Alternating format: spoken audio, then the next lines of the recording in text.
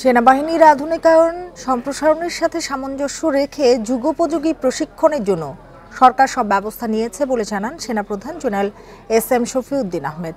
দুপুরে বগুড়া ক্যান্টনমেন্টে বিদায়ী সংবর্ধনা অনুষ্ঠানে এই কথা বলেন সেনাপ্রধান।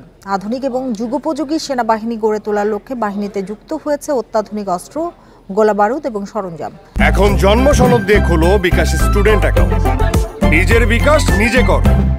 এর আগে 11 পদাতিক ডিভিশনের কোর ও রেজিমেন্টের সমন্বয়ে গঠিত একটি চৌকস দল সামরিক রীতিতে তাকে গার্ড অব অনার দেয়। আনুষ্ঠানিকতা শেষে সবার উদ্দেশ্যে কর্নেল কমান্ড্যান্ট হিসেবে বিদায়ী বক্তব্য রাখেন সেনাপ্রধান শফিউদ্দিন আহমেদ।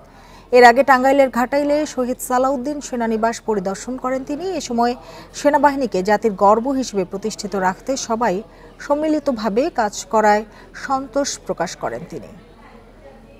আমাকে দায়িত্ব দেওয়ার পরে মাননীয় প্রধানমন্ত্রী আমাদের সেনাবাহিনীর আধুনিকায়নে আমাদের 2030 ফোর্সেসগুলো অর্জনের লক্ষ্যে সর্বপ্রকার পৃষ্ঠপোষকতা, দিক নির্দেশনা, সহায়তা দিয়ে গেছেন। আমি বাংলাদেশ সেনাবাহিনী সকলের পক্ষ থেকে তার প্রতি জানাই আন্তরিক কৃতজ্ঞতা।